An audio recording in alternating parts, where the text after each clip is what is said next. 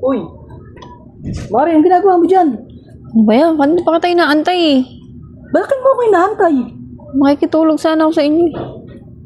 Hinihintay mo ako dyan kasi makikitulog ka. Oo, kasi nag-away kami ng asawa ko eh.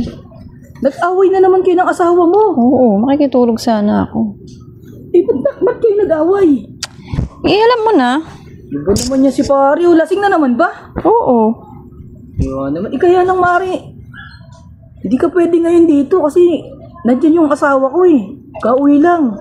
Ba yan? Nandyan ba? Oo, bumili nga lang ako ng katul eh. Kasi malamok ngayon eh. Kaya ako matutulog nito.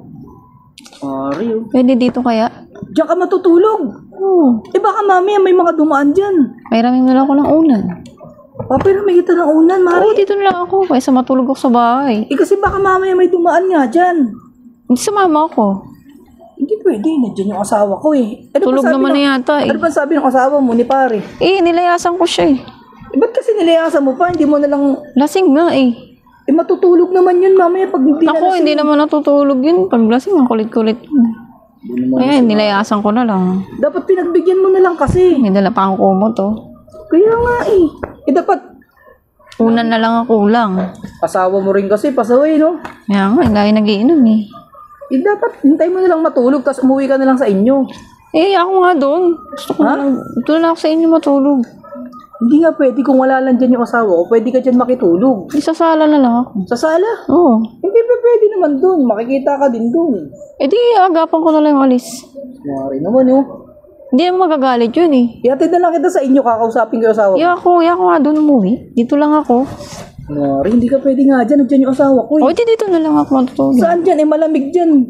Labasan na lang ako ng kumot. Eh, ng unan.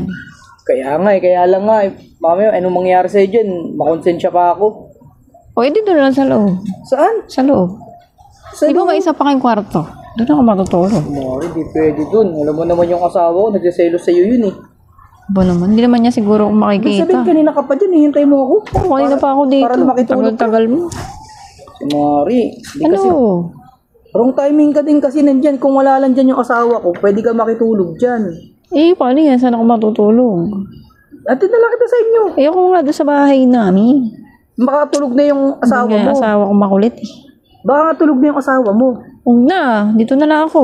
Mari naman, hindi nga pwede dyan. Atid na lang kita dali. Eh, ako Magmotor nga. tayo. Unan, labasan mo ako ng unan.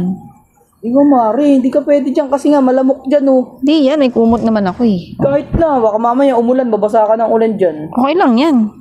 Basta mahalaga makaiwas ako doon sa asawa ko. Ba't ka ba kasi inaaway? Baka naman kasi gusto umisa lang nun. Hindi nga, inom nga kami. Mari, gusto mo kailangan nila, kila paring Ray tayo. Doon.